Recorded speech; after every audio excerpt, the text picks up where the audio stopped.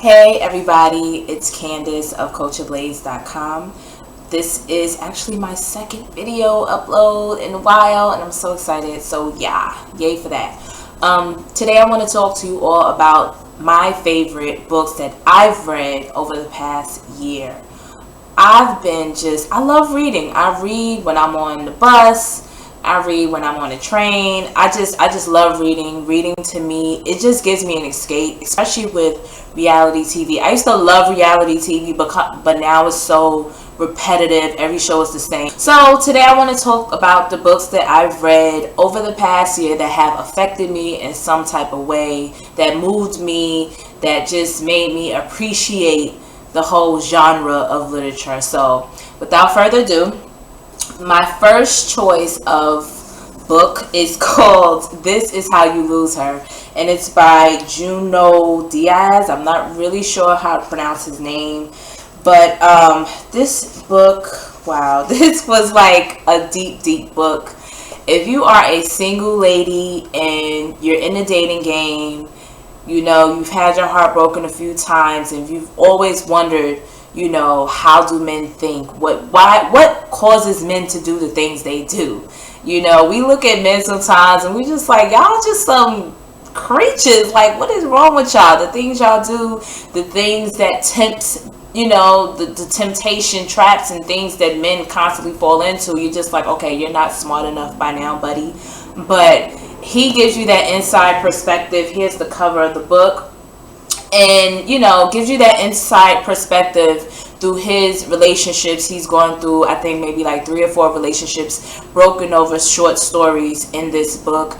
And you know, you get to see his heart broken because, you know, he's being a guy, and it's just so real, and the voice is just so raw, straight up, you know, East Coast Hispanic. Like, it's just real. This feels like, this reading this made me remember people I went to high school with and just things like that, because I went to a predominantly Hispanic high school in Manhattan, New York. So it was just like, wow, like it took me back. And it also, different scenarios made me analyze my own relationships and the men that I dated and what, you know, what possibly could have gone wrong there. So I would definitely say, if you're looking for some real authentic prose on love from a real perspective, no flowery roses are red, violets are blue, none of that. This is just the real deal right here. So pick that up.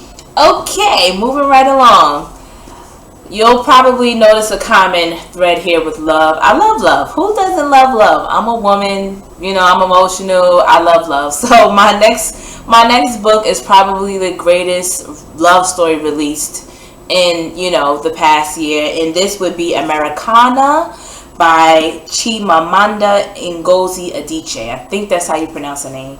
This is my girl right here. Like, I love this book, and I'm even more excited that it's being turned into a movie starring Lupita Nyong'o, and it's just going to be so awesome, and I just cannot wait.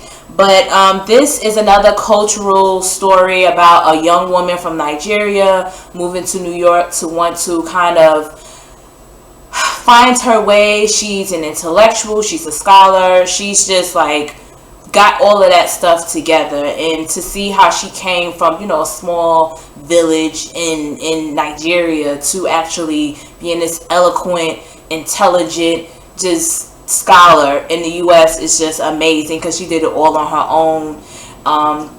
And you know, along the way she goes through different love stories. Her first love, his name is Obenze, and the story focuses on their 2 lives and her love life, really, and how, you know, they somehow, their lives are intertwined throughout their journeys. You know, even though they've diverged, they kind of have those 2, you know, tales going along, and you'll see at the end how it ends up.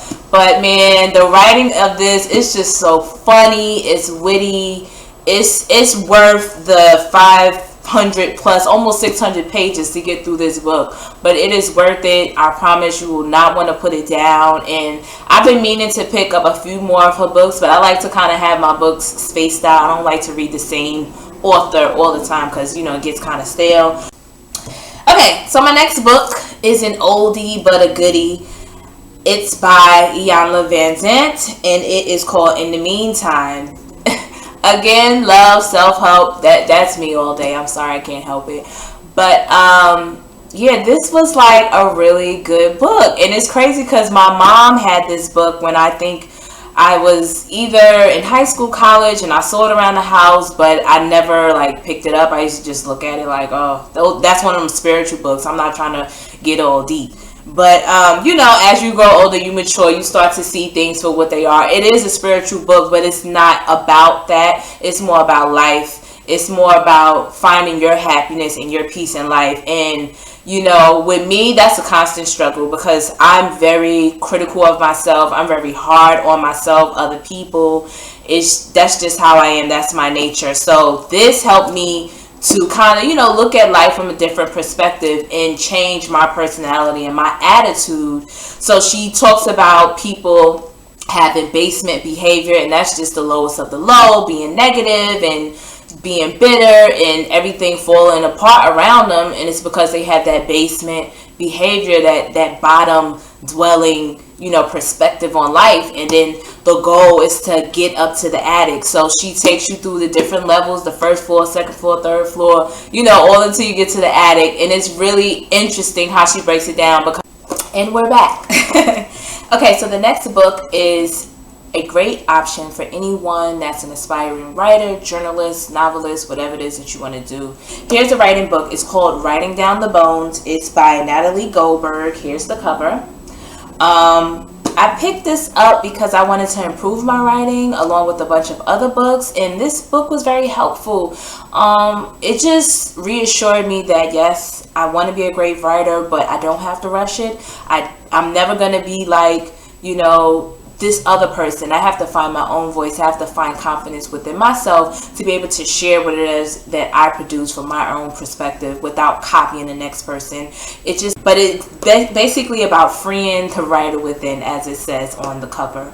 It's a great buy, and I would say as a writer, you definitely want to have a full repertoire of books that you can turn to for reference, just to get back out there and, you know, build up who you are as a writer, because you need that, you know. In order to be a good writer, you have to be a good reader. That's what I believe. So I'm so excited because this book, I feel like my career changed after I read this book, because I am a grave overthinker. I overthink everything. I have the biggest fear of failing, and I try to do everything perfectly, but when you do that, you end up messing it up more. So you just might as well do it to the best of your ability. And this is what this book is about. It's called Bird by Bird by Anne Lamott. Here's the cover. This book, she tells you, you know, take it bird by bird. Take it word by word, sentence by sentence, paragraph by paragraph, page by page.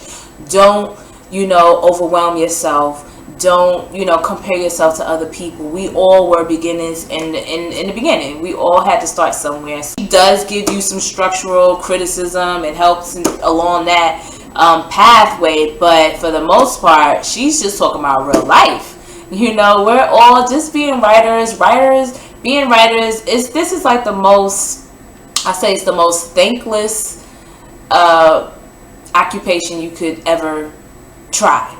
Because no one owes you anything in writing. You owe it all to yourself. That's about it for all of my picks for 2014. I'm excited to go back to Barnes & Nobles and pick up some new books. I've been trying to read up on some of my old books that I have that are just laying around, you know. And yeah, that's about it. So if you guys have any suggestions on books that I should be reading, definitely leave a comment and let me know. I'm looking forward to it, and maybe I'll start like a book club where I'll choose one book a month and you guys can read along, and I'll just tell you what it's about. How about that? But yes, thank you all for watching, and I will talk to you all soon. Bye.